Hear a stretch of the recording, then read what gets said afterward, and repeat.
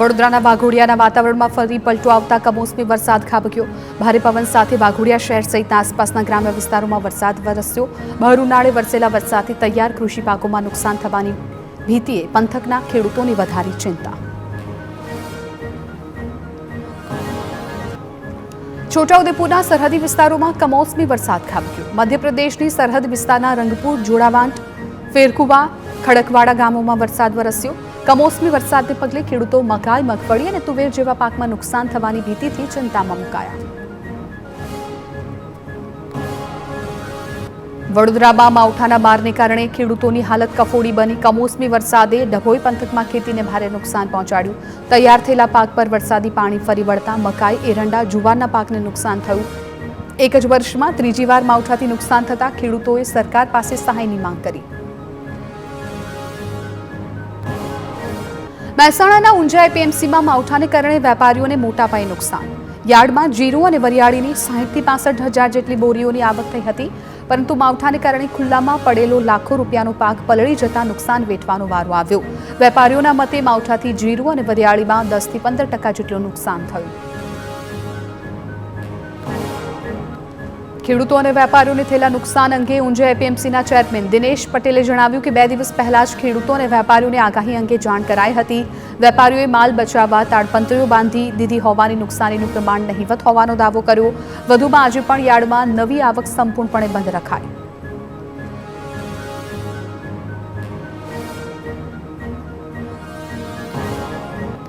ગાંધીનગરના માણસા એપીએમસીમાં આજે હરાજીનું કામકાજ બંધ રહ્યું। ગઈકાલે પડેલા વરસાદને લીધે હરાજી બંધ રાખવાનો નિર્ણય લેવાયો હતો। ખેડૂતો અને વેપારીઓની જણસી પલળી જવાથી મોટું નુકસાન થયું, જેમાં ઘઉં, એરંડા, જીરું સહિતની જણસી પલળતા કુદરતના કહેર સામે ખેડૂતો અને વેપારીઓએ નુકસાન વેઠવાનો વારો આવ્યો। રાજ્યમાં માવઠાની આફત બાદ ફરી એકવાર ગરમીનું જોર વધવાની શક્યતા વ્યક્ત કરાઈ। હવામાન વિભાગના અનુમાન પ્રમાણે ગુજરાતમાં આવતીકાલથી તાપમાનમાં 2 થી 4 ડિગ્રીનો વધારો થઈ શકે। મહત્તમ તાપમાન 36 થી 37 ડિગ્રીની આસપાસ રહેશે। ખાસ કરીને સૌરાષ્ટ્રમાં તાપમાન વધવાથી ઉકળાટ રહેવાનું અનુમાન વ્યક્ત કરાયું। સુરત બાદ અમદાવાદમાં શંકાસ્પદ પનીરને લઈને એક્શન। કોર્પોરેશને 244 કિલો શંકાસ્પદ પનીરનો જથ્થો જપ્ત કર્યો। 5 દિવસમાં 188 સેમ્પલ લેવાયા હતા, જેમાં 69 સેમ્પલ પનીરના હતા। ગોતામાં આવેલી કૃષ્ણા ડેરીનો 140 કિલો જથ્થો જપ્ત। નરોડા વિસ્તારની રાધે ડેરીનો 104 કિલો જથ્થો જપ્ત। પીડીએસ સિસ્ટમને પારદર્શી બનાવવા શરૂ કરાયેલી CBDC central bank digital currency યોજના અટવાઈ। સીબીડીસીમાં સમસ્યાનું નિવારણ ન આવે તો આંદોલન કરવાની પ્રહલાદ મોદીએ ચીમકી ઉચ્ચારી। કહ્યું કે યોજના લાગુ કરવાનો નિર્ણય ઉતાવળ્યો છે। પ્રક્રિયા પૂર્ણ ન થવાથી બેંકમાં ક્યુઆર જનરેટ થતા નથી, તેથી ક્યુઆર સંપૂર્ણ સ્વીકારવું ન થાય ત્યાં સુધી બાયોમેટ્રિકથી અનાજ આપવાની માંગ કરી। ઈરાન અમેરિકા યુદ્ધ વિરામ બાદ મોરબી સિરામિક ઉદ્યોગકારોએ ગેસના ભાવ ઘટાડવા માટે રજૂઆત કરી। ગુજરાત ગેસની ઓફિસે પહોંચી ઉદ્યોગકારોએ રામધૂન સાથે વધેલા ગેસના ભાવ પરત ખેંચવાની માંગ કરી। જણાવ્યું કે યુદ્ધ સમયે ગેસના ભાવ વધવાથી ઉદ્યોગોને મોટું નુકસાન થયું છે। ભાવ બાબતે કંપની યોગ્ય લાંબા ગાળાની નક્કર પોલિસી બનાવે તેવી પણ રજૂઆત કરી। ગાંધીનગરમાં કોમનવેલ્થ સ્પોર્ટ્સ ટીમની પ્રથમવાર ગુજરાત મુલાકાત। સીએમ ભૂપેન્દ્ર પટેલ સાથે ગાંધીનગરમાં શુભેચ્છા બેઠક યોજાઈ। વર્ષ 2030 શતાબ્દી કોમનવેલ્થ ગેમ્સ માટે ગુજરાત પ્રતિબદ્ધ।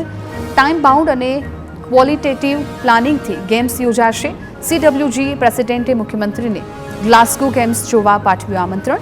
અમદાવાદ, ગાંધીનગર અને વડોદરામાં રમતના સ્થળોનું થશે નિરીક્ષણ।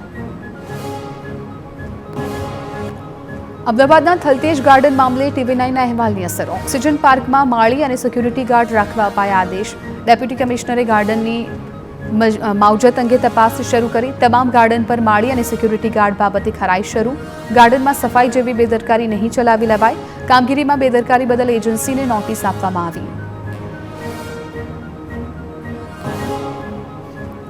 અરવલ્લીમાં આઈપીએસ અધિકારી મનોજ નીનામાએ આપ્યું રાજીનામું। ચૂંટણીના માહોલ વચ્ચે મનોજ નીનામાનું રાજીનામું સ્વીકારાયું।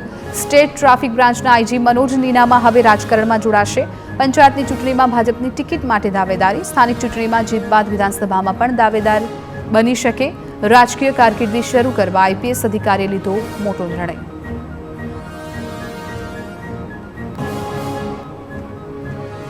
અમદાવાદમાં રસ્તા પર આડેધડ કરાતા પાર્કિંગ મામલે તંત્રની તબાય. બિલ્ડિંગની બહાર વાહનો પાર્ક થશે તો બીયુ સસ્પેન્ડ કરાશે.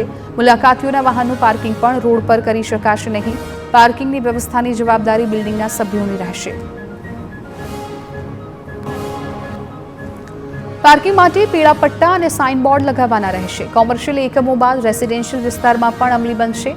પાર્કિંગમાં દબાણ નથી તેનું સેલ્ફ ડિક્લેરેશન દર વર્ષે આપવું પડશે. સ્થાનિક સ્વરાજની ચૂંટણીમાં ભાજપના ઉમેદવારો માટે ભાજપના સિનિયર નેતાઓને લોબિંગ શરૂ કર્યું. સૂત્રોના હવાલેથી મળેલા સમાચાર પ્રમાણે કેટલાક નેતાઓ વર્તમાન કોર્પોરેટરની ટિકિટ રિપીટ કરવા ભલામણ કરી રહ્યા છે તો કેટલાક પોતાના પીએ તથા સગા સંબંધીઓ માટે લોબિંગ કરી રહ્યા છે. પાર્ટીના નિયમોને કારણે નામ બાકાત ન થાય તે માટે એકબીજાની મદદ લેતા હોવાના પણ અહેવાલ. અમદાવાદના બાપુનગરમાં ભાજપ કાર્યકરની હત્યા કરનાર આરોપીઓનું જ ભાજપમાં સ્વાગત કરાયું. 24 એપ્રિલ 2025ના વિશાલ શ્રીમાળી નામના ભાજપ કાર્યકરની હત્યા થઈ હતી. આ કેસમાં જે બંને આરોપી હર્ષદ અને હિંમત સોલંકીનું નામ સામે આવ્યું હતું તેમને ધારાસભ્ય દિનેશ કુશવાહાએ ખેસ પહેરાવી પક્ષમાં સ્વાગત કરતા વિવાદ થયો. ભાજપના સાંસદને ભાજપના નિયમોથી જ ડર લાગી રહ્યો છે. મનસુખ વસાવાએ કહ્યું કે કોંગ્રેસ અને આપથી ડર નથી લાગતો. પાર્ટીએ બનાવેલા નિયમોથી કાર્યકર્તાઓ નારાજ છે. તે નિયમો પાર્ટીને જ હરાવશે. 60 વર્ષ કે 3 ટર્મ જીતેલા ઉમેદવારને ટિકિટ ન આપવી નુકસાનકારક હોવાનું કહી સવાલ ઉઠાવ્યો કે સ્થાનિક સ્વરાજની ચૂંટણી માટેનો આ નિયમ લોકસભા કે વિધાનસભા ચૂંટણીમાં કેમ નથી. સુરતના વોર્ડ નંબર 22માં ભાજપ કાર્યકર્તાની દાવેદારીએ ચર્ચા જગાવી. ભાજપ કાર્યકર વસંત ખેતાએ દાવેદારી ફોર્મમાં લખ્યું, મેં ખુરશીઓ લગાવી, ચાદર પાથરી, ટેબલ લગાવવાના કામ કર્યા.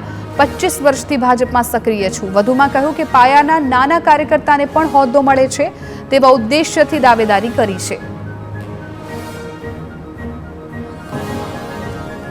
દાહોદમાં સ્થાનિક સ્વરાજની ચૂંટણી પૂર્વે કોંગ્રેસમાં ભરતી મેળો. દાહોદ જિલ્લા પંચાયતના પૂર્વ સભ્ય મહેશ મચ્છાર કોંગ્રેસમાં જોડાયા. આદિવાસીઓ અન્યાય થયો હોવાના આરોપ સાથે કોંગ્રેસમાં જોડાયા. મહેશ મચ્છાર ભાજપ છોડી કોંગ્રેસમાં જોડાતા રાજકારણમાં ગરમાવો. નળ સે જળ અને મનરેગામાં ભાજપે ભ્રષ્ટાચાર કર્યો હોવાનું નિવેદન. ભ્રષ્ટાચાર અંગે મંત્રીઓ અને ધારાસભ્ય પર મહેશ મચ્છારે તાક્યું નિશાન. જામનગરમાં ચૂંટણી પહેલા પક્ષપલટાનો દોર તેજ બન્યો. બહુજન સમાજ પાર્ટીના કાર્યકર અને પૂર્વ કોર્પોરેટર કોંગ્રેસમાં જોડાયા. ફુરકાન શેખે બહુજન સમાજ પાર્ટી છોડીને કોંગ્રેસનો હાથ પકડ્યો. ગત ચૂંટણીમાં વોર્ડ નંબર 6માં ચૂંટણી લડીને કોર્પોરેટર બન્યા હતા. ચૂંટણી પહેલા પક્ષપલટો કરી કોંગ્રેસમાં જોડાયા. મોરબી જિલ્લા કોંગ્રેસના પૂર્વ પ્રમુખની ઘર વાપસી. કોંગ્રેસના પૂર્વ પ્રમુખ મુકેશ ગામી ફરી પક્ષમાં જોડાયા. 2 વર્ષ પહેલા ભાજપમાં જોડાયા હતા મુકેશ ગામી. મોરબી જિલ્લા કોંગ્રેસ કાર્યાલયમાં ફરી ધારણ કર્યો કોંગ્રેસનો ખેસ. અમદાવાદમાં કોંગ્રેસના પૂર્વ કોર્પોરેટરની ધરપકડ કરવામાં આવી. બહેરામપુરા વોર્ડના પૂર્વ કોર્પોરેટર તસ્લીમ આલમ તિમિરજીની ધરપકડ. કપડવંજમાં જમીન ખરીદી અને બોગસ ખેડૂત બાબતે ધરપકડ થઈ. ચૂંટણી ટાણે જ કોંગ્રેસના નેતાની ધરપકડ. સુરતમાં સ્થાનિક સ્વરાજની ચૂંટણી પહેલા શહેર આપમાં ભડકો. ટિકિટ વહેંચણી મુદ્દે હોદ્દેદારોએ આપ્યું રાજીનામું. વોર્ડ નંબર 2ના સહ કન્વીનર અશોક બલરે આપ્યું રાજીનામું. કાર્યપદ્ધતિથી નારાજ થઈને શહેર પ્રમુખને સોંપ્યું રાજીનામું. પાયાના કાર્યકરોને પક્ષ અવગણતો હોવાનો આરોપ. વિવાદાસ્પદ છબી ધરાવનારા પર પસંદગી ઉતારતા કાર્યકરો નારાજ. મોરબીમાં ભાજપના ઉમેદવારની જાહેરાત થાય એ પહેલા મતદારોમાં જોવા મળ્યો અસંતોષ. શહેરના વોર્ડ નંબર 8માં ચિત્રકૂટ સોસાયટીના રહેવાસીઓની બેઠક મળી, જેમાં મોટી સંખ્યામાં સ્થાનિકો ઉપસ્થિત રહ્યા. તમામ લોકોએ એક સુરમાં સ્થાનિક આગેવાન દિનેશ કેલાને જ ટિકિટ આપવાની માંગ કરી.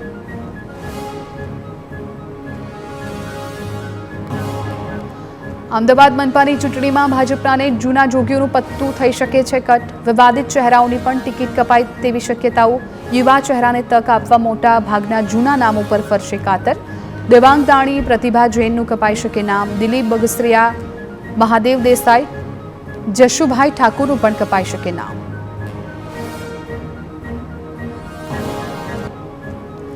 રાજકોટ મનપામાં ભાજપના 25થી વધારે કોર્પોરેટરના નામ કપાઈ શકે, જેમાં પૂર્વ મેયર, દંડક સહિતના પદાધિકારીઓના પત્તા કપાઈ શકે. બાંધકામ વિવાદને કારણે પૂર્વ મેયર નૈના પીઢડિયાની ટિકિટ કપાઈ શકે. ભાનુ બાબરિયા, દર્શિતા શાહની પણ ટિકિટ કપાઈ શકે. હાર્દિક ગોહિલ, દેવાંગ માંકડ, પુષ્કર પટેલ, નરેન્દ્ર ડવ અને દર્શના પંડ્યા સહિતના કોર્પોરેટરોએ ચૂંટણી ન લડવાની કરી છે જાહેરાત. બીજી તરફ રાજકોટ મનપામાં કેટલાક ચહેરા રિપીટ થઈ શકે, જેમાં 7 જેટલા કોર્પોરેટરોને ફરી ટિકિટ મળવાની શક્યતા છે. નરેન્દ્રસિંહ જાડેજા, જયમીન ઠાકર, દિલીપ લુણાગરિયા તેમજ પ્રદીપ ડવને ભાજપ ફરી ટિકિટ આપી શકે. કેતન સુરેજા, નિલેશ ઝલુ અને અલ્પેશ મોરજીયા પણ રિપીટ થઈ શકે.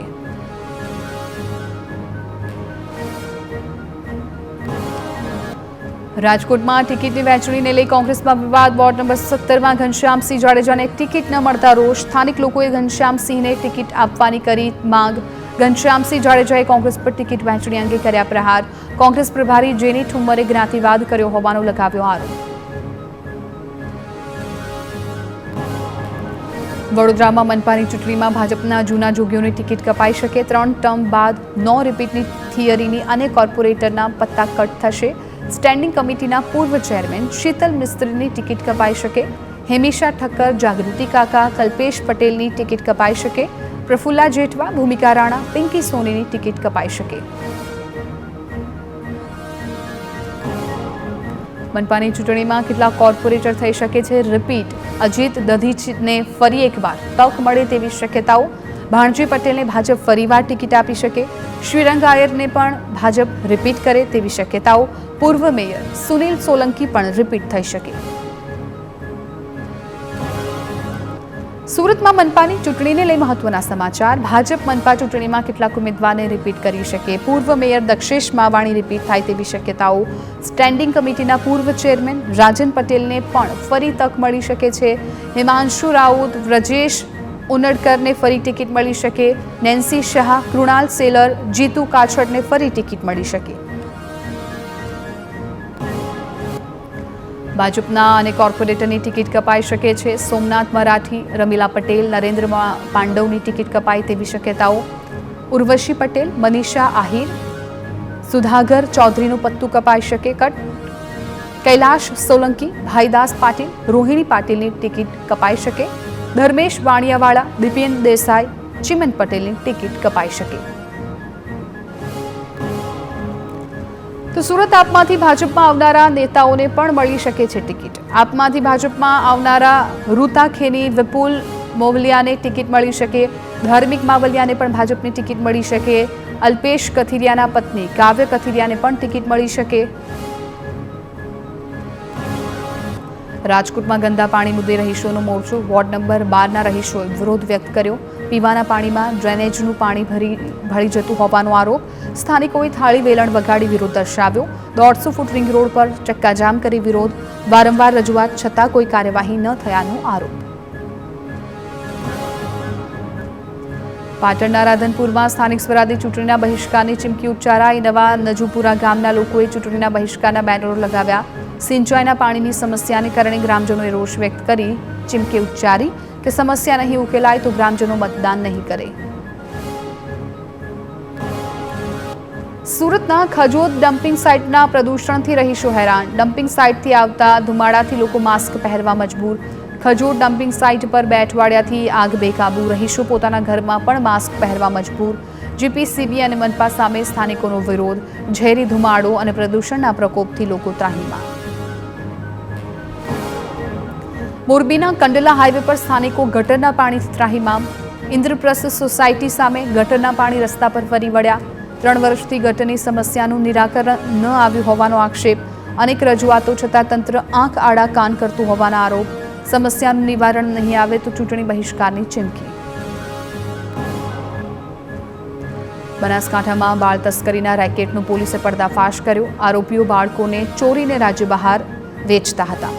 પોલીસ તપાસમાં સામે આવ્યું કે આરોપીઓએ અગાઉ પણ એક બાળકીને લાખ રૂપિયામાં વેચી હતી. તેમજ રૂપિયા માટે યુવતીઓના સોદા અને લગ્ન પણ કરાવતા હતા. સુરેન્દ્રનગરમાં લાંચિયા નાયબ મામલતદારનો એસીબીએ કર્યો પર્દાફાશ. લખતર મામલતદાર કચેરીમાં નાયબ મામલતદાર લાંચ લેતા પકડાયા. ખેતીની જમીનમાં નોંધ પાડવા માટે લાંચ માંગ્યાનો આરોપ. નાયબ મામલતદારની સાથે પટ્ટાવાળાની પણ સંડોવણી હોવાનો આરોપ. કચેરીમાં જ રૂપિયા 20,000ની લાંચ લેતા નાયબ મામલતદાર ઝડપાયા. નાયબ મામલતદાર જયદીપસિંહ પરબાને એસીબીએ ઝડપી પાડ્યા. દેવભૂમિ દ્વારકામાં વ્યાજખોરોના ત્રાસને ડામવા પોલીસ એક્શનમાં. ખંભાળિયાના પોલીસ ભવન ખાતે લોકદરબારનું આયોજન. લોકો પોતાની ફરિયાદો અને વ્યાજખોરોના ત્રાસની વિગતો લઈને પહોંચ્યા. એસપી સમક્ષ પીડિત પરિવારોએ વ્યાજખોરોનો ત્રાસ વર્ણવ્યો. વ્યાજ વસૂલનારા અને મિલકતો પચાવી પાડનાર સામે કરાશે કાર્યવાહી. વ્યાજખોરો વિરુદ્ધ પોલીસ દ્વારા ખાસ ઝુંબેશ ચલાવવામાં આવશે. મોરબીના હળવદમાં ખંડણી માંગતું બોગસ પત્રકાર ઝડપાયો. સોશિયલ મીડિયા પેજ ચલાવતા બોગસ પત્રકારની ધરપકડ કરવામાં આવી. કારખાનેદાર પાસે આરોપીએ 5 લાખની માંગી હતી ખંડણી. ગાંજાના કેસમાં ફસાવવાની ધમકી આપી માંગી હતી ખંડણી.